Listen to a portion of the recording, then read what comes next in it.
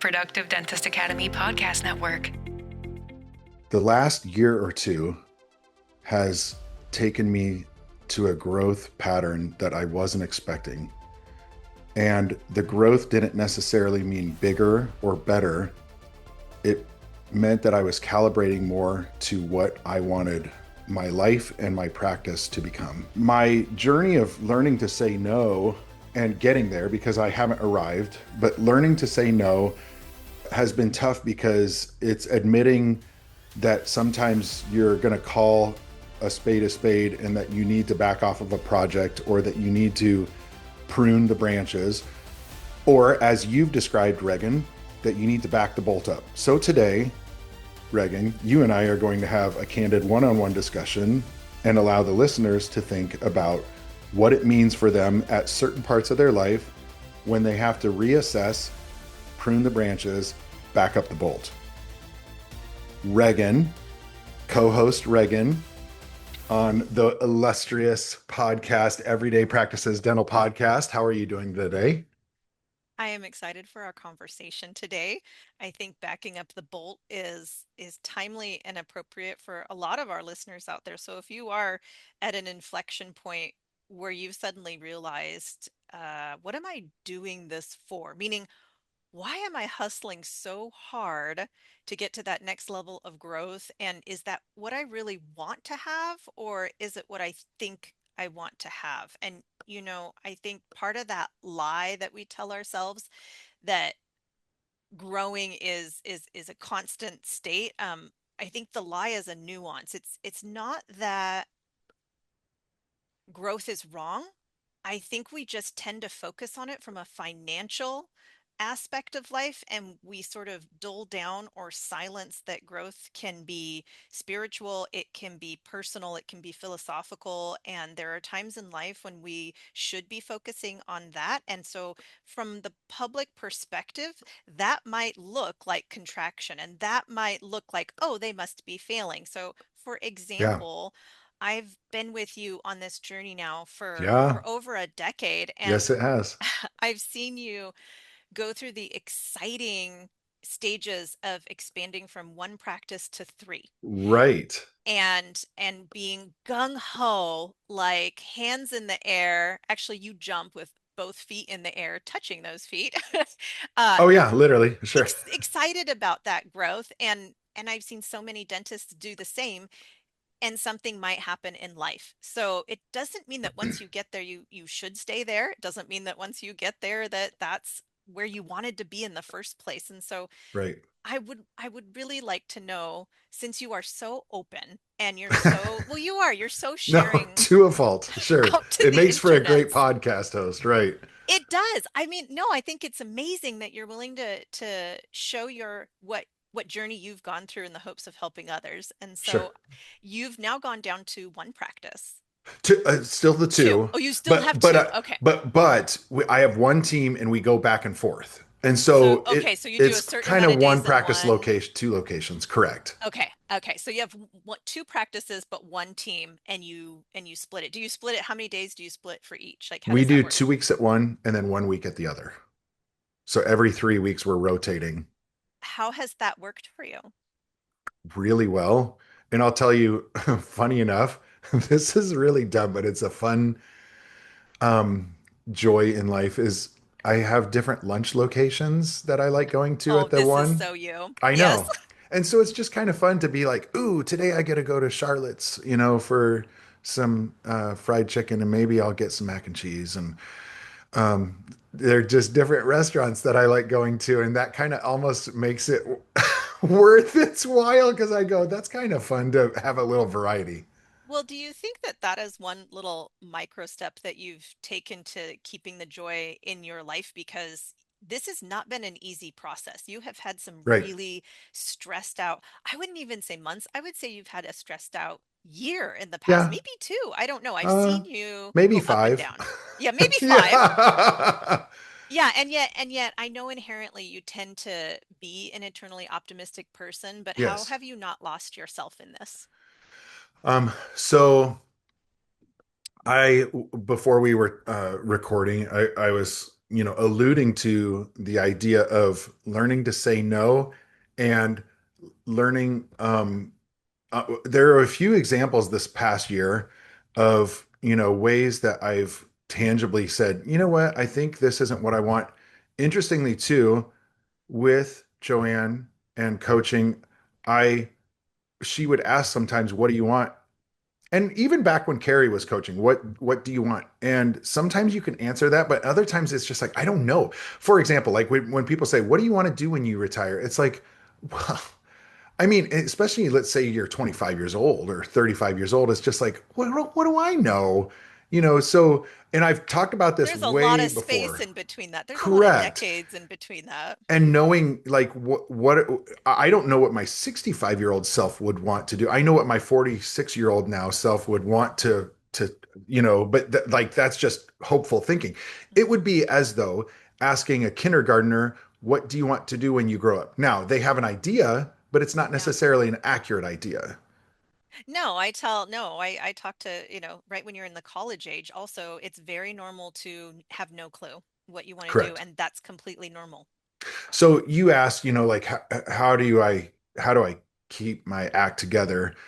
I mean, I suppose being grounded in faith and grounded in family time and other stuff, as chaotic as it is, it's not as though, you know, I get to just rest when I go home. Because, it's off to soccer practice, off to basketball practice, off to this and that, So, if it's not one thing, it's another. And many of the listeners, if they're small business owners or even associates, I mean, life is busy.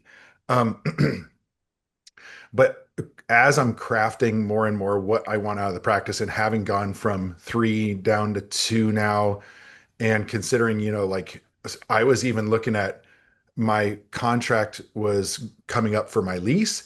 And should I build? Should I renew it? And it crossed my mind. I was like, should I just close it and tell the people, hey, I'm over at the other office? Because the other office is I own the suite, and so I don't have to pay rent. And Mhm. so I would, not have to do a monthly lease payment of 8,000 a month. And, just for one location that I'm keeping open, 2 out of every 3 weeks. And um I don't know, I think of my workout buddy Ryan. We were walking in the morning one time this week, and I said, I think I've just learned to roll with the punches of having gone fee for service out of the PPO land.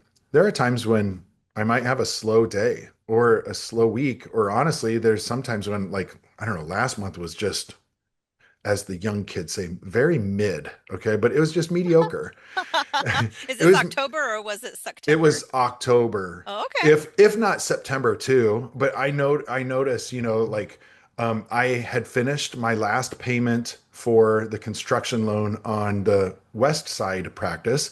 That was 12,000 a month. And so I was like, yes, Yeah, congratulations. right, thank you. And then so it's like the next month's going to be great, right? That's what you'd think, listeners, right? But what happened then was the next month we fell short of our goal by like $30,000. Well, listen, that doesn't help. Um, you know, having 12,000 less when listen, I suppose it helps. It helps, but it doesn't like make it like, wow, I want to do cartwheels and It stuff. is so tricky because it's an expandable contractable. So on one Yeah. hand, you want to celebrate, but if you're trying to explain business to somebody who maybe doesn't understand it, it's like, yes, this is a win, but this was a loss. And then this unexpected thing happened. At Productive Dentist Academy, we've helped thousands of private practice owners find the clarity inside their data and take control again, starting with a free 60-minute coaching session. Head over to investmentgradepractice.com right now before the next patient sits down to claim your free 60-minute coaching session. That's investmentgradepractice.com. So is it really a win? It doesn't feel like it's the win that it should be. Correct. Yeah. But like, so there are times when, I'm not getting the new patient. Let's say there's a month or, while or something like that where I'm not getting the new patients that I'm hoping to. And but I actually we just make the most of it. And rather than, being like, oh, I I try and go, well, you know what? Like today we get done at 1 o'clock. And if we don't get any phone calls by 1, we're stopping our clinical hours, and we can make phone calls and clean up and write notes for the day and stuff like that. And we normally get done between 3 and 4 anyway, so it's not like it's but like if we're done a little bit early, every dentist that's overly booked with a PPO schedule that's trying to be like, man, I've got 4 more crowns to prep and it's 4 o'clock already, and I've got 4 more to do. And they'd be like, man, wouldn't it be nice? So I'm in that other side of the fence, the grass is greener on the other side kind of thing. I'm on the other greener grass, and yet there's a downfall to that side. And I just go, you know what? I'll just go home early, and maybe I'll tell Sarah that I'm going to pick up the kids from school, and I just take that as a win. So it's like trying to dial it back, because I can be a machine, but my for example, my hygienists don't like working past noon, and these days with hygienists being so short, they kind of get to call their own shots, and so it's just like, I guess that's when we'll have hygiene, which sounds really weird to a lot of people, but it's like, you It know sounds extremely counterintuitive for Chad Johnson that I've heard. yes. And I just go, well, I like my hygienists more than I like another hygienist. Like I like the ones that I have. And so because I could be like, well, you know what, you're fired then. I'm going to hire someone, to go in the afternoon. Number one, you can't be sure that you're going to have all the like a ton of applications. You're not guaranteed of that these days. I don't know if I did put out a hygiene um, applicate or whatever call for a job that help wanted, that I would get an application, and we're in a city of a 500,000 of people, so you'd think.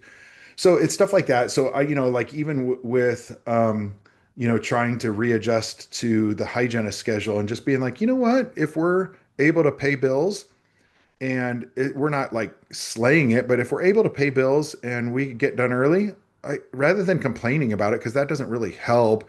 I mean, sometimes complaining and then defining how you could make it better, okay. But there are other times where you can like just be like, can I just be content and satisfied with what I have? And that's what I've chosen to do, is be like, you know what, I'm gonna go home and go on a walk with Sarah or something like that. So that I have the capacity to work more, and I like when I can. So if we got a last minute phone call and they're like, hey, we've got someone that wants to come in right away, it's just like, well, okay, so we'll see them at 1, and I'll choose my favorite restaurant around here, and we'll go to lunch real quick and have some Mexican. So, um, but if it wasn't, for that, another example is my I have a few examples, but my associate, in February, we didn't continue his contract, and that felt like a loss, because I like Dr. Ryan. It was sucky to have to discontinue it, and we mutually agreed that it's just like, we're just not getting what we should here to be able to make it viable. And that is like defining a loss. You're just like, do we both see the loss on the wall, that it's just not working out? Doggone it, we sure tried. Don't, you better believe that we tried. He was the best. He went around, to neighboring businesses and brought cookies and stuff like that. We would go across the street to the grocery store and get stuff to bring to different businesses and stuff. And meeting people around town. I remember the dunk tank that we did, so like we did stuff, and Chamber of Commerce stuff, open houses, it just never like really took off. And so that sucks. That feels like a loss, but at the same time, it's like we got to call it like it is and prune back the branches. And I keep bringing this, branch pruning up because of my greenhouse, that I'm doing now. So it just, reminds me more of that. And we've got new tomato buds, and I guess all this stuff I'm learning, the first growth of little tomato flowers, you pluck them off, so that way it forces the plant to grow more rather than produce, like send its energy to producing the fruit. And I mean, this is stuff I don't know. Other people, it might be second nature, but just because I'm from Iowa doesn't mean I know everything about growing every plant. I don't know this kind of stuff. Um, Even Regan, and I'm on a diatribe right now, but I'll just give out all my examples, and then we can, pick whatever to discuss. But I had, and I still have, a Yomi robot, and it's it's not going as well for me as it is other PDA docs that have it. And so like there's a monthly expense for paying for the equipment and then a maintenance fee and stuff like that. And we just decided this summer to be like, you know what? I think we're done with this. Which is really a shame because I like it. Don't get me wrong, it's awesome. But at the same time, my area won't, it doesn't afford for me to keep on doing it. I don't have the volume to do that. And so that kind of is tough because it feels like a loss, but at the same time, it's just like, well, if you call it like it is and just say, hey, why don't we consider selling this and stopping the maintenance contract and stuff like that. And lastly, the fourth example that I wanted to bring up with you, and then we can, go into whatever, but is my shoulder now for a little bit more than 2 years. I've had a couple partial tears on my left shoulder of the labrum of my shoulder, and that's been tough because I love working out. It helps keep me focused and burn off some energy and my best for oral surgery stuff, extractions, and just even the energy and the um the dopamine hit that workout brings and levels you out for the day and stuff like that, so all that. And it's been tougher the last couple of years working out. I've found a stride in that, but it's not like it used to be. Like I can't cycle 5 hours on a Saturday morning, like I used to. And people would be like, "How did you fit that in?" Honestly, sometimes I'd get up at 3 or 4 in the morning and go, and so that way I could be ready for my daughter's soccer game at 9, or something like that. So burn the candle at both ends. But so just I think I wanted to be transparent and show that there's a few examples this year and over the last couple of years that have been you could consider it a loss. I suppose I'm trying to spin it in a positive way because of the optimist that I am. But I look at it as, like it's just like it's an opportunity for me to rediscover and refine what do I want. And is my practice hours like that I'm doing, let's say 30 hours of clinic a week, is that not enough?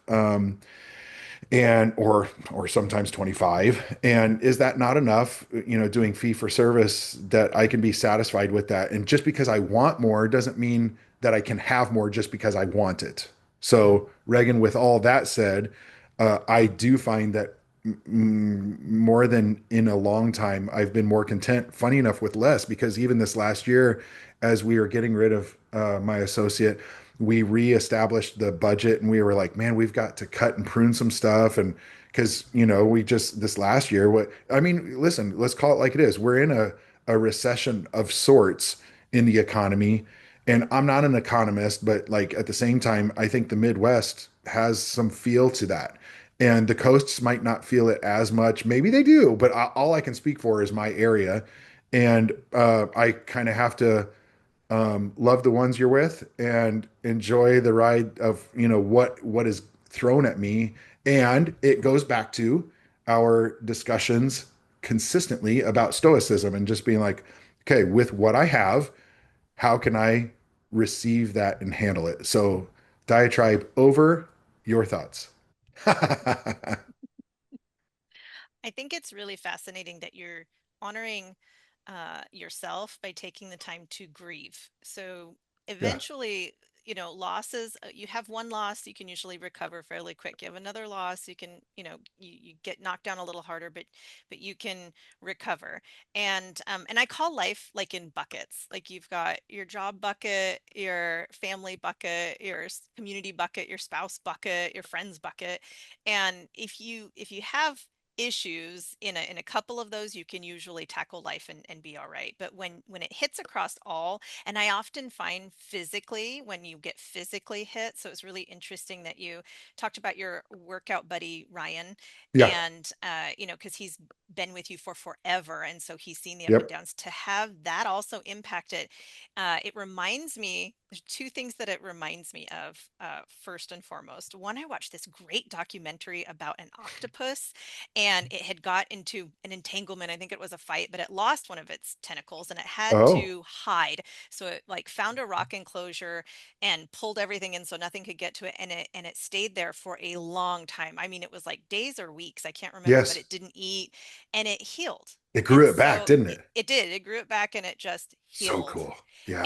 And so on the surface that would 100% look like a major loss and a concern. The second thing, because I'm not super into sports, although I've got to stop saying that because now I clearly am. I watched the Seattle Mariners baseball team Oh, in their right. quest to the World Series, and I got to take my dad to a game as they qualified. It was such a amazing game. They won it, and what I noticed was anytime the stakes were high, they stopped. They went backwards. They called their timeouts. I don't Forgive me. I don't know if it's called a timeout, but they all went onto the mound, like to the pitcher's mound. They all like discussed things. They obviously, were strategizing a little bit, and or they would pull the pitcher. They knew how many pitches the pitcher could make, and then they would pull them. So they made a decision.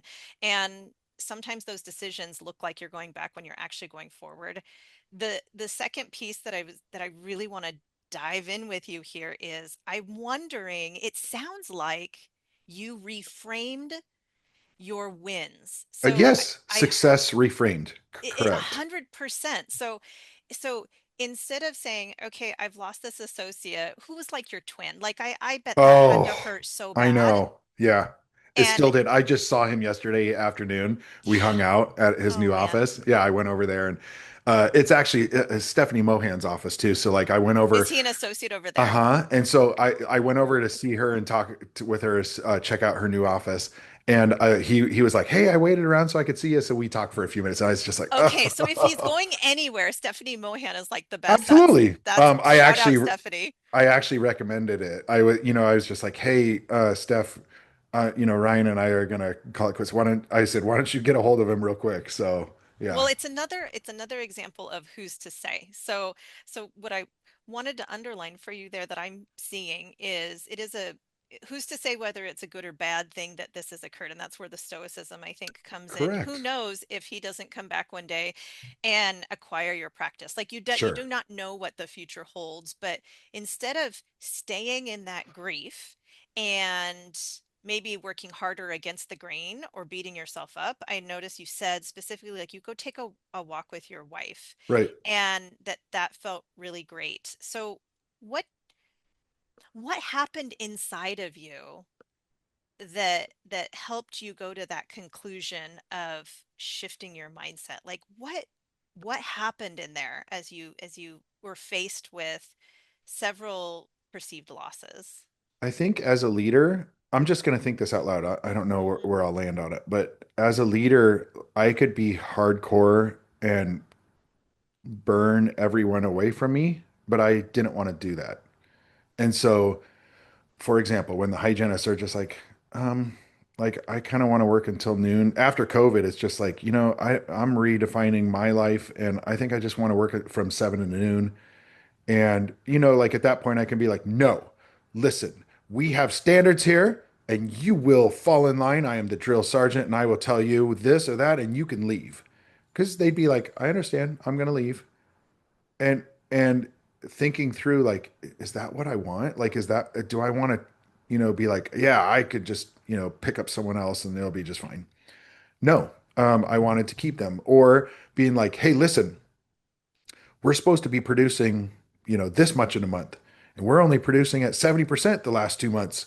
We need to, catch up and do double the next month so that way we can catch up for those 2 months and this month. And it reminds me, for example, of the Israelites and the Pharaoh being like, "You thought my dad was tough on you." The new Pharaoh comes in and he goes, "You not only have to make the bricks for what I'm building and stuff.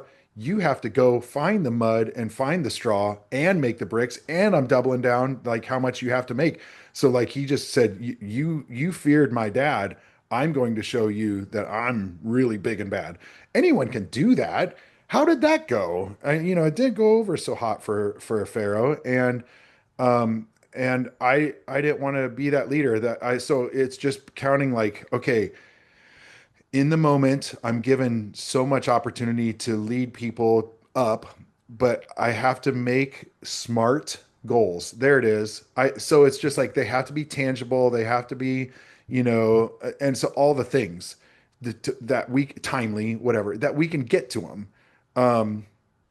Because if not, then it's just pie in the sky. It's just like, well, we should make double the amount. Well, I mean, yeah, okay, woulda, shoulda, coulda, right? So I don't know if that made sense, but like I reassessed, like does that do me any good to be like, no, we're gonna sit around here this afternoon if we don't have any patients and just look at each other and wait till 4 o'clock. Now, no one would say that, but there's some days when it's like, all right, well, let's look at an Excel sheet and look at our stuff and what patients can we call from dental intel, like what kind of stuff can we do? And once we've exhausted that, it's just like, I mean, I suppose we're caught up. For example, my West Side office, um, our accounts receivable is at zero.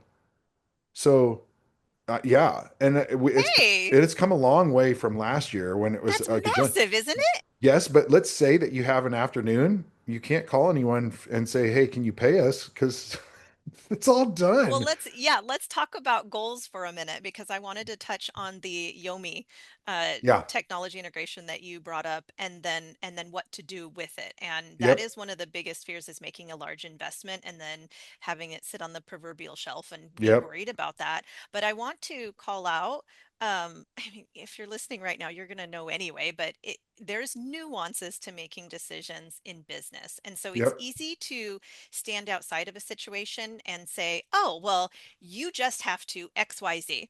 Correct. So what that doesn't take into account is where you're at financially, where your market is. Like I heard you say, well, your market can't support it, which the automatic solution is, oh, well, then you just have to market Pull farther the and lever. wider. Great. If you've Correct. got the budget for it, do you have the Correct. budget for it? So can you talk to me a little bit about your decision making process throughout this adventure? Because that is a very, very important part of this puzzle, and where, some practices, when you make poor decisions or you get decision fatigued, you can make some fatal errors.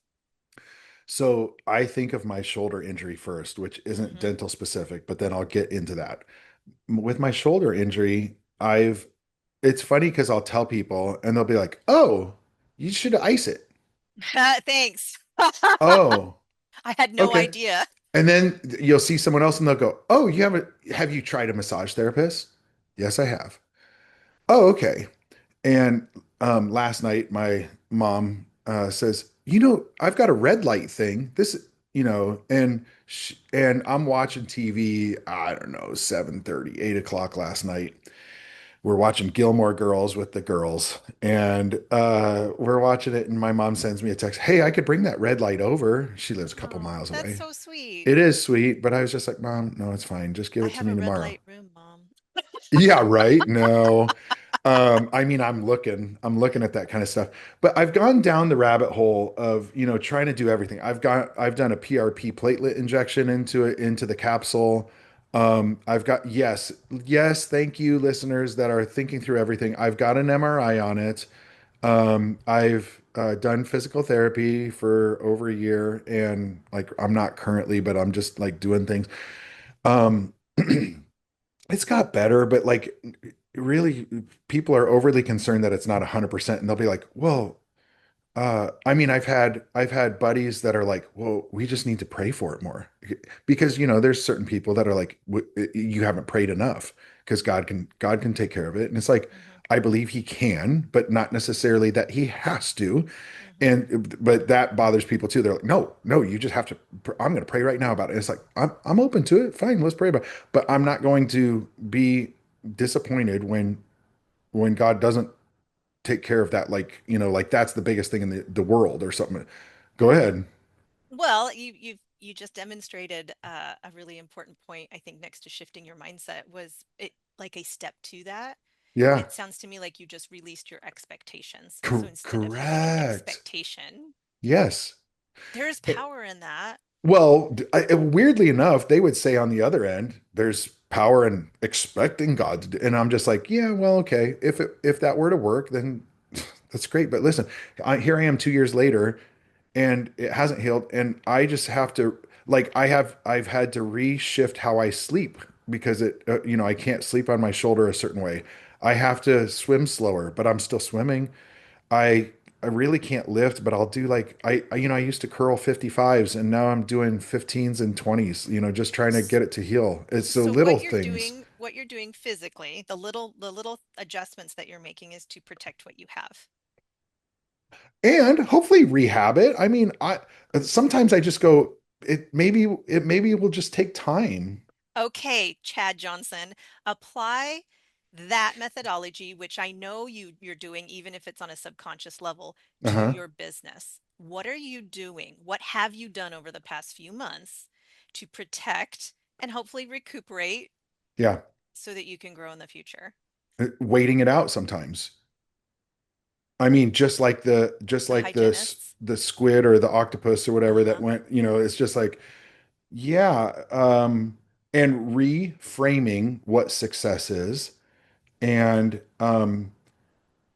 I think you asked a question about the Yomi specifically, and then I went into my shoulder injury. Yeah. Well, Um, no, you answered it. It's about how you make decisions and okay. what so your decision making matrix, your decision making process because for some business for well, for all of us, if we don't make the right decisions or we're in decision fatigue, we have a Yes. new scenario to deal with. So Yes. I'm a big fan of there is no right and wrong. There is only what is, and it's our job to get through it. So no matter That's what we have to go stoicism through. again. Yeah. Absolutely. Oh yeah. Well, we're friends for a reason. Correct. And I'm just really curious. I love where you went with that, thinking of your physical body and protecting it and rehabbing it. And so this time of backing up the bolt, which might Yes. look like failure on the surface, could actually be a time of protection and rehab.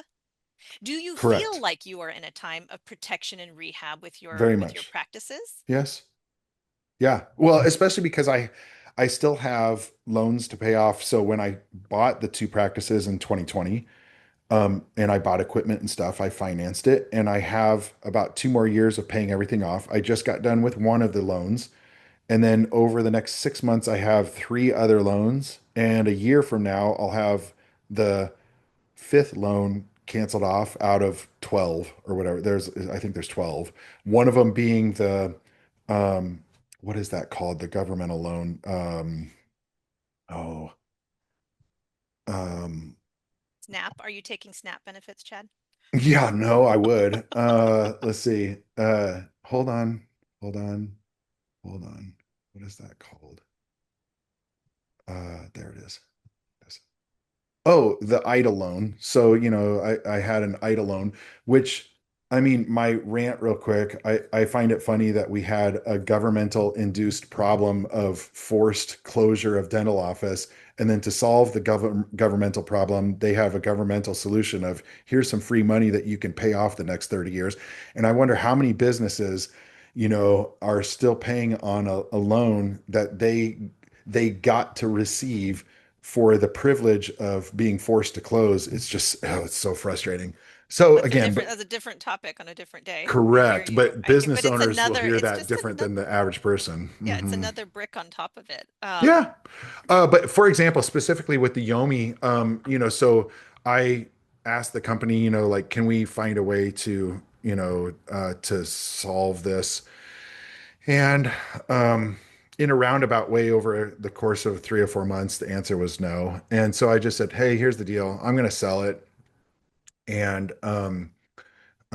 we're going to sell this. So just stop my maintenance fee, if you would please. I understand that, like you don't have to, but I'd appreciate it. And uh, they, they respectfully agreed to, which was cool.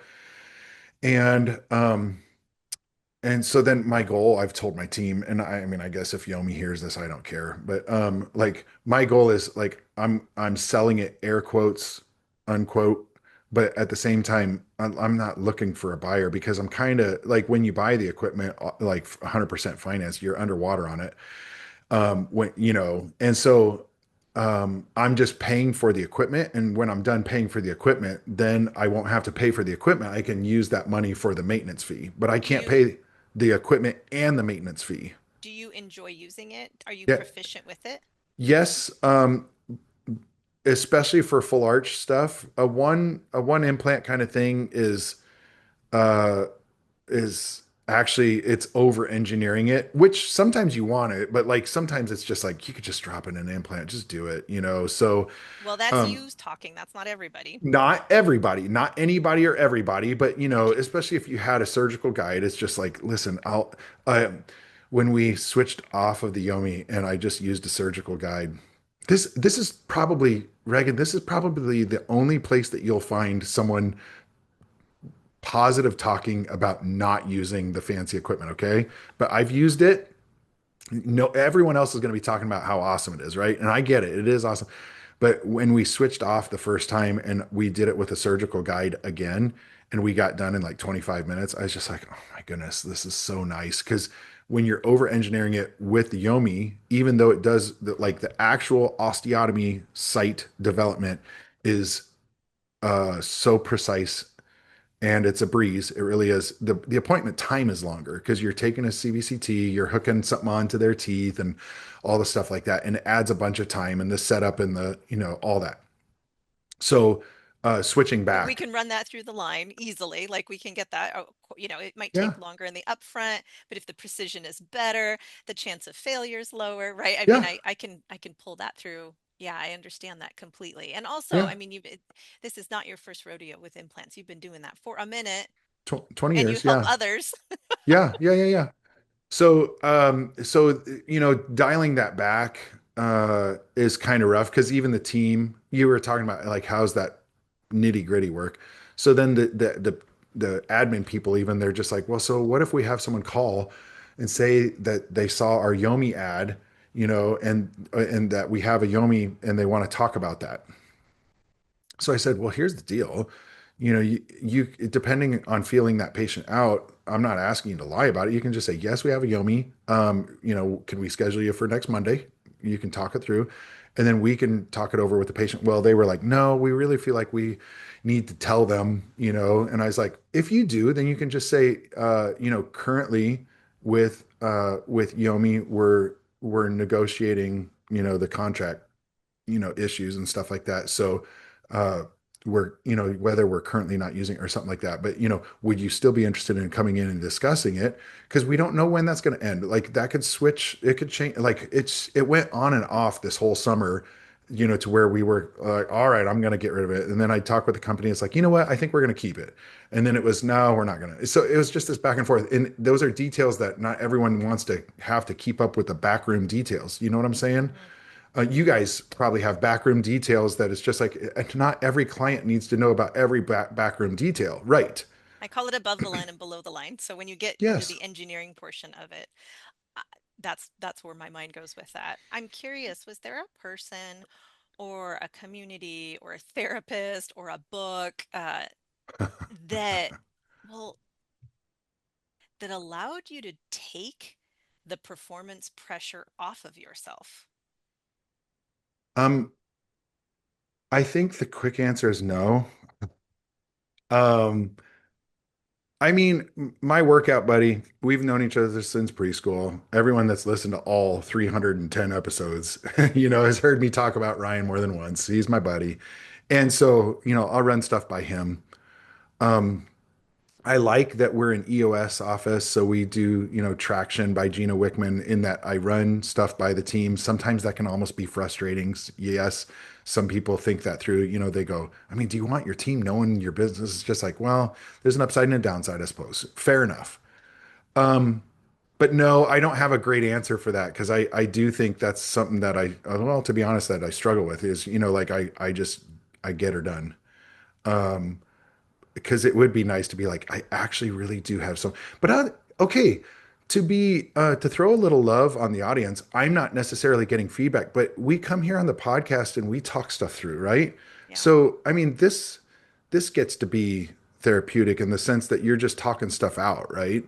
I just shared something with Ryan this morning while we were working out, and I just, like, he didn't have a response, thank God, like, of saying, what you should do, because sometimes you don't want to hear that, right? I didn't want to hear that, but I just said, thanks for listening. That's all. It's kind of nice just to think stuff out. I almost want to write that on like a sticky note that I hide on my body at all times because I am a quick, I think it's a masculine trait too. And I think it's just because I end up, I've been a leader for so long. So I was just going to this solution mode when really That's right. all anybody wants is to be heard and not go into solutions. So I've had, team members over there. Shout out Jennifer Hinesley. She's such a good friend Oh, of mine. Yeah, I yes. remember she ran our events for forever. Yep. And I remember her calling me one day and she just wanted to vent. That was all she wanted. She just Hmm. wanted to talk it out. And I think talking it out is actually better than saying venting. But I went right into Sure. solution and she stopped me and she said, "I just wanted to talk it out." And I was like, "Oh, okay." And so I just feel like that should be one of those. I wish we could have a little pop-up, like a text pop-up in our brain that would Yep. just be like, ding, like Here's just your job. Just yeah, listen and say, huh, just that let must them be talk it tough. out. Correct. Yeah. And yeah. Yeah. Wouldn't it be funny to hand someone a sticky note that says, what I'm about to tell you, don't solve it, just be a good listener? And you're actually hearing a man saying that. I mean, I get that, that's a very, I've uh, practiced saying something similar to that. Like, I yeah, just would like you to listen, and that seems to work really well. yep. I'm I'm curious, thinking about where you're at today, if you yourself can kind of close your eyes and think about being in the greenhouse that you love. Oh, So yes. listeners, if he I know he briefly touched on it, but Chad has a greenhouse that has brought him an awful lot of joy. Yes. So if you close your eyes and you're in your greenhouse, Yeah. um, and happy that your hands are in the dirt, Yes. what would you tell yourself if you were 10 years younger right now? Um, this is fun. And um, get rid of the patients that are the pains in the butt, because it's nice loving people and wanting to love people, but you can lose that. And like, as much of as an extrovert as, and I don't know if I'm talking to myself, if I would say you are or I am, whatever, but that I'm talking in first person to my former younger self. I don't know. It's just weird. So, so if it's just like, I'm such an extrovert, and yet I love going to my greenhouse because I'm done with people there. And it's just so nice just to like focus on something menial that doesn't have much consequence if it doesn't go right. Like, that's something about the dentistry job that's really tough, is it's high stakes. You have people sign consent forms because there's high stakes.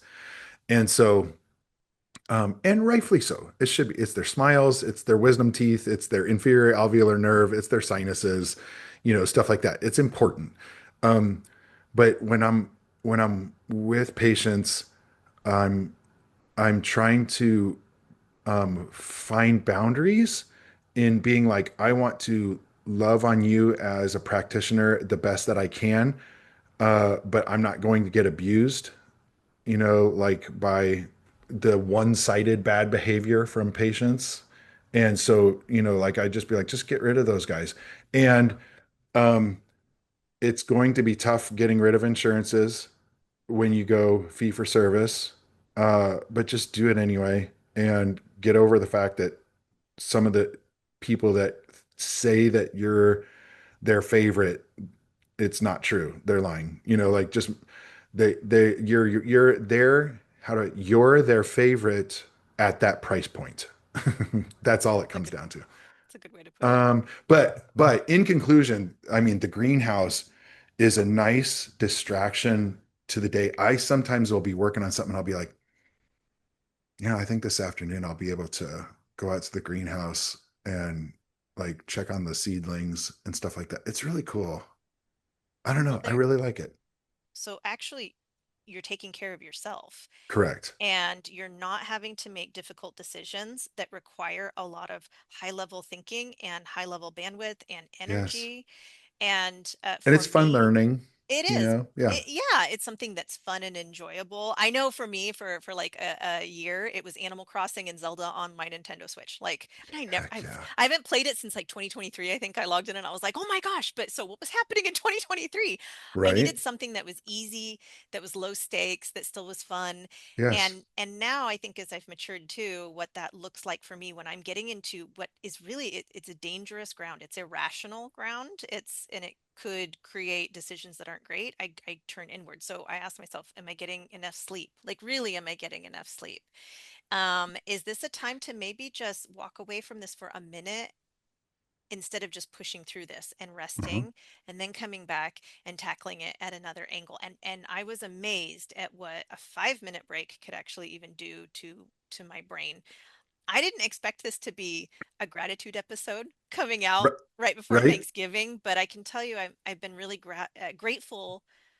Like this year in particular, I'm really grateful for incorporating those lessons and having the space like to get old enough to be at this level in life and realize that growth isn't linear and it's not something that is supposed to be constant. You aren't always supposed to be sprinting, and maybe some of the challenges that we encounter in life are there by design to force us to do nothing other than to stop and reassess and back up that bolt for a little bit.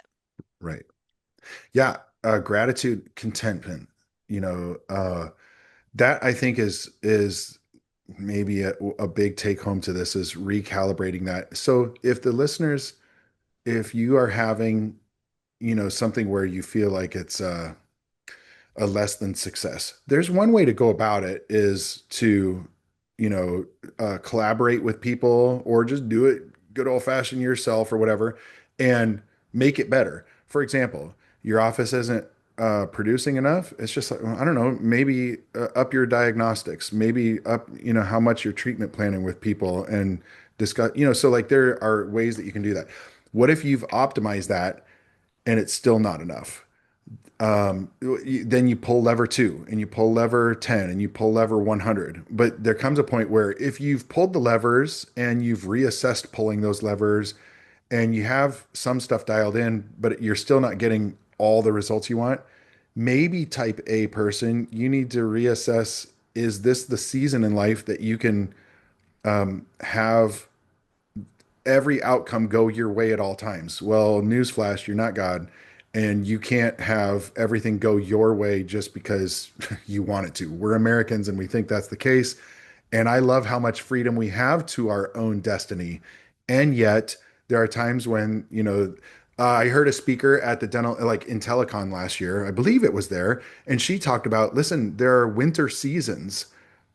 And she was just like, in winter, and funny enough, she was a gardener. And I wonder if that's where I started going, I kind of want a greenhouse like her. And she was talking about that's so fascinating. It's like an epiphany. I'm like, huh. And she was talking about her greenhouse and gardening outside and stuff, and she grows everything and sells stuff online. She was a dentist but also really into gardening. This is fascinating. I'm like, I didn't realize that I, subconsciously had made decisions to do what she was doing.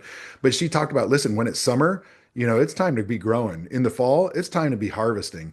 In the winter, you can't be growing and harvesting. It's just not what the season affords. And it's time to reassess and go, I need to go to the shop and sharpen the blades. I need to go to the shop and and patch the buckets. And I need to, go do this and that and can. It's time to can, the stuff and get it ready for the winter and put it down in the cellar and maybe clean the garage and do the stuff so that way when spring rolls around, everything's in order that you can plant. And it's funny how this episode, or, I don't know, again, my Iowa roots, if it goes back to something very agrarian, because for thousands of years, people have understood seasons and that circadian part of your life.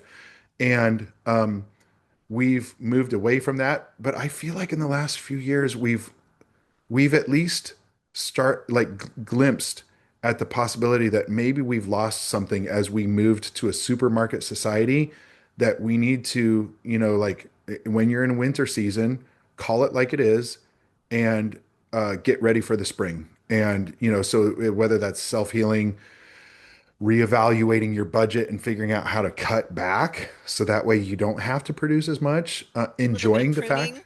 pruning the branches, and then looking forward to the spring, and that you don't if you took the afternoon off because you're short.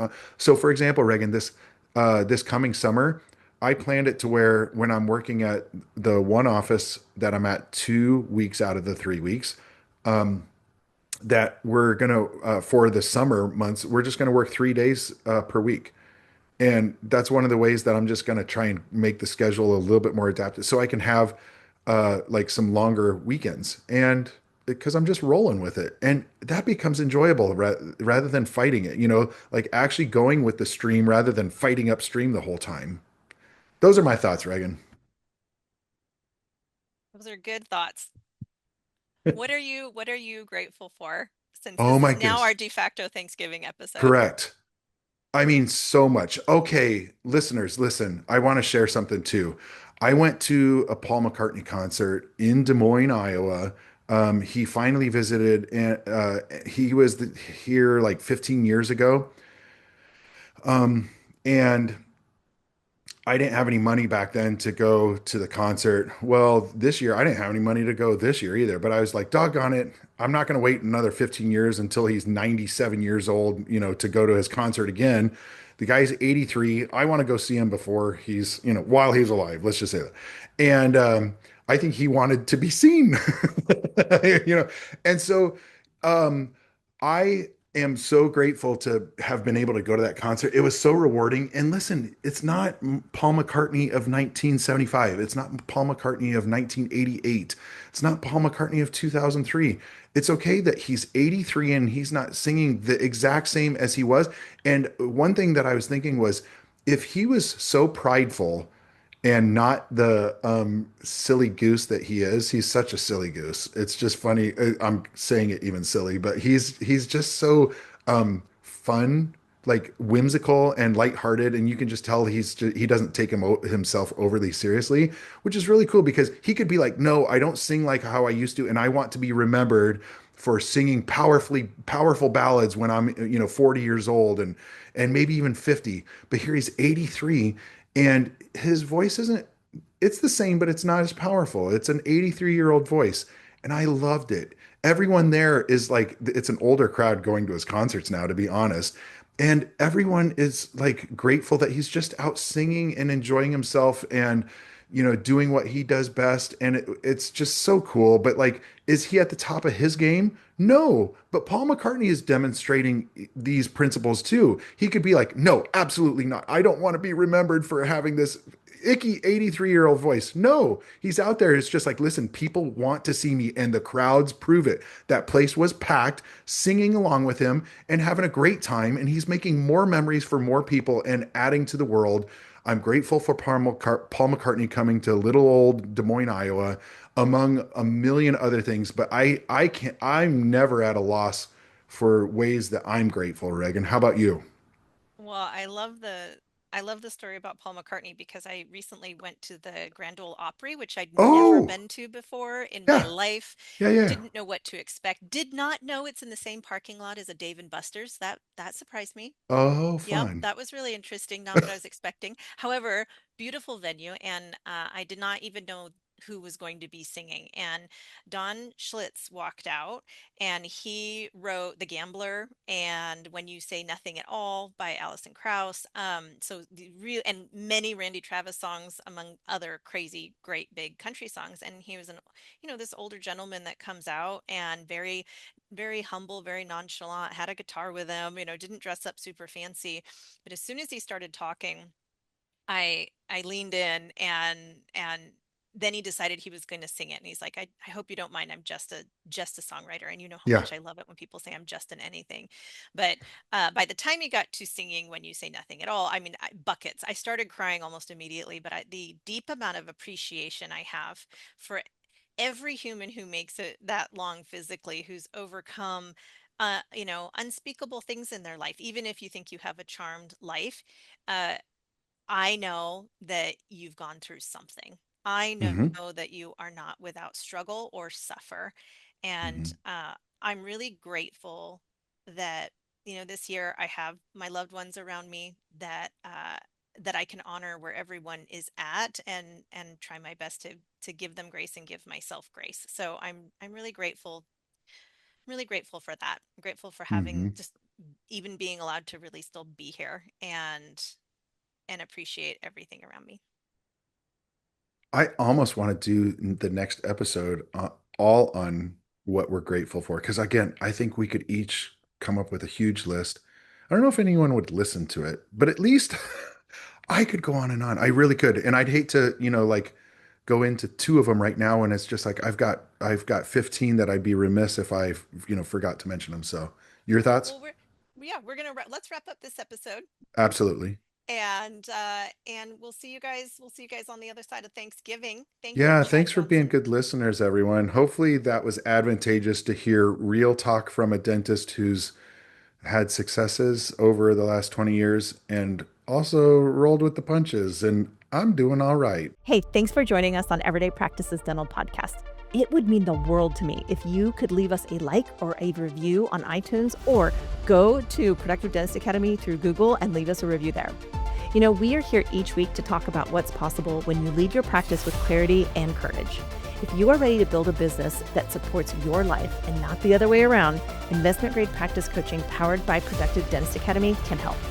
Visit investmentgradepractice.com to schedule your free 60-minute coaching session so you can start designing the practice and lifestyle you've been dreaming about all along. Or have something personal to share with myself or one of our hosts? You can email us at podcast@productivedentist.com. We'll see you next week.